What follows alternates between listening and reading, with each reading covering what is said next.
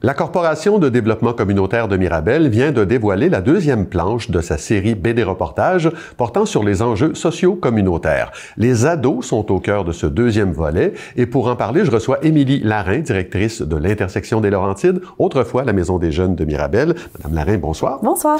C'est une série qui est très bien lancée, surtout très bien faite, une planche par sujet, 10-12 cases, dans lesquelles on arrive à dire beaucoup de choses. En ce qui vous concerne, tout part du constat que les réseaux sociaux sont à l'origine d'une problématique qui affecte la santé mentale des jeunes. Quelle est l'étendue des dégâts? Honnêtement, c'est assez majeur. Je vous dirais que on voit beaucoup de régression aussi dans la façon que les gens ont à interagir ensemble.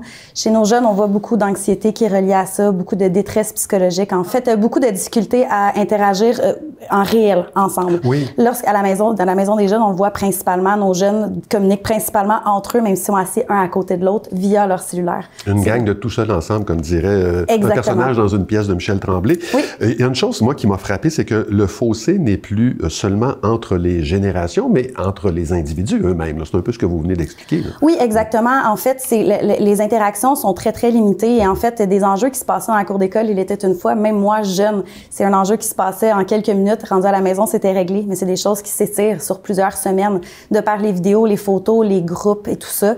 Donc, c'est vraiment difficile pour eux de s'y retrouver, en fait. OK. Donc, quand on vit une difficulté, on est plongé dedans plus longtemps. Plus longtemps qu'avant. Oui. Vous décrivez l'adolescence comme une tempête, oui. Au cœur de... Puis ça, c'est présenté comme ça dans la BD. Une tempête au cœur de laquelle tout est dramatique. Expliquez-moi comment les réseaux sociaux viennent exacerber la détresse là, que les jeunes vivent là.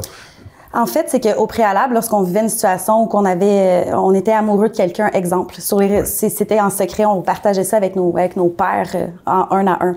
Maintenant, à la seconde où est-ce que les réseaux sociaux s'y mettent, on se retrouve avec en fait une galerie pour pouvoir exposer tout ça. Donc, tout est exacerbé, tout est plus intense et il y a des gens qui sont impliqués dans la situation qui devraient pas l'être habituellement. Donc, on se retrouve à jongler avec des opinions qui, ultimement, on n'a jamais demandé.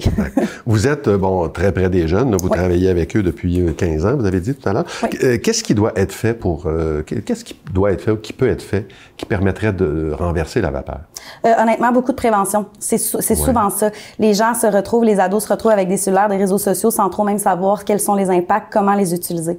Actuellement, on est en campagne de sensibilisation au Équilibre qui est à la grandeur des Laurentides et le 12-17 sont au cœur pour le mois d'avril, justement pour ramener un peu le sens à est-ce que tu sais l'impact que ça a, autant pour toi que pour les autres, tout ce que tu postes et la façon que tu interagis. Donc, la prévention, en discuter surtout et essayer de ramener le pont de communication le plus possible avec nos jeunes quand ils vivent des enjeux en un pour un ou en réel. Oui. Et pour faire tout ça, de quoi est-ce que vous avez besoin? On a besoin de support, on a besoin que les gens nous entendent, mais on a besoin aussi que les gens comprennent que c'est un réel enjeu, que c'est pas juste parce que c'est l'air du temps. Effectivement, c'est l'air du temps, on doit tous s'adapter, mais honnêtement, comme vous avez dit tantôt, il y a un fossé aussi de génération, c'est de sensibiliser les parents aussi, de dire que c'est pas juste aux jeunes de gérer ça, mais c'est une problématique familiale qu'on doit adresser ensemble. L'utilisation du médium de la BD pour parler d'une problématique comme ça, comment vous avez trouvé ça? Est-ce que vous trouvez que c'est efficace? C'est très efficace, honnêtement, c'est une façon ludique, c'est une initiative comme l'avait nommé de la Corporation de développement.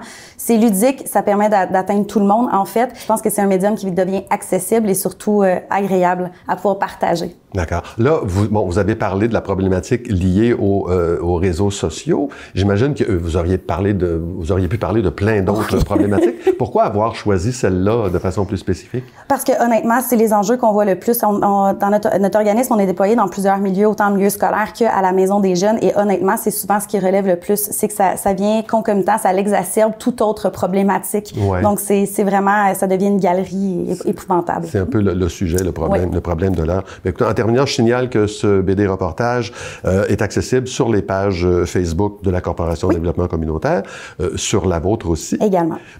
Émilie Larin, directrice de Intersection des Laurentides. Il va falloir s'habituer à dire ce nom-là. Absolument. Merci beaucoup d'avoir été là.